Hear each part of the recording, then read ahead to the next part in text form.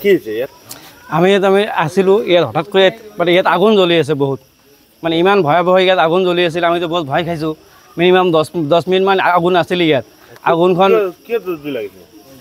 Automatic তাৰত লাগিছে। Main লাইনত যিটো তাৰ আছে, কেবল তাৰটো যিটো দিছে, সেই কেবল তাৰটো চিৰি গৈছে। চিৰি যাই কিন্তু সেই তাৰত আগুন ধৰিছে। 10 মিনিটমান ইমান আগুন ফেয়াৰিং কৰি আছিল। আৰু আমি ফোন কৰিছোঁ, ফোন কৰাৰ পিছত চুইচ অফ সকলোবিলাকৰ। আৰু আমি ঘৰৰ পৰা বাহিৰ হ'ব পৰা নাই। আমি পিছফালে পলাই গৈছোঁ, নিজৰ জীৱনটো বচাব লাগিব।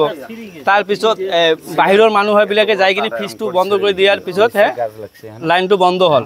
লাইনটো বন্ধ হোৱাৰ পিছত আমি সেই চাওঁ যে আমাৰ এই কেবলটো চিৰি গৈছে। আৰু ইমান আমাক কৈছে যে ইমান হেভি কেবল, এইটো হেভি কেবল নহয়, ইয়াত এইবাৰ কিবা ডুপ্লিকেট হৈছে। ডুপ্লিকেট হোৱাৰ পিছত এইটো আপোনাৰ চিৰি গৈছে। আৰু আপুনি এইটো চাব পাৰে, এইখন একদম ফাঁকা এৰিয়া। এইটো না গাছ আছে না বেলেগ কিবা আছে। ইমান ফাঁকা এৰিয়াত এই তাঁৰটো এনেকৈ চিৰি যাব নালাগে। আৰু আমি এইবাবে আমি লাইনমেনক ফোন কৰিছোঁ। এইটো 1 ঘণ্টামান হ'ল, আপুনি আহিছে, আপুনি আহি কিনে নিজে চাইছে যে ইয়াত কোনোবা আহিছে নেকি লাইনমেনৰ লোক? অহা নাই।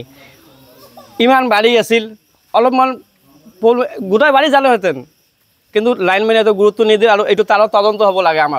আমাৰ চৰকাৰৰ পৰা আবেদন, এই তাঁৰটো তদন্ত হ'ব লাগিব। এনেকুৱা ডুপ্লিকেট তাঁত আমাৰ ইয়াত কিয় দিলে? আৰু আমাৰ ইয়াত মানে আপুনিতো চালে নিজে লাইনমেন কেতিয়া আহিল। আপুনি গোলগঞ্জৰ পৰা ইয়াত আহি পালে, আৰু আমাৰ নিয়াৰেষ্ট লাইনমেনবিলাক আহি পোৱা নাই ইয়াত।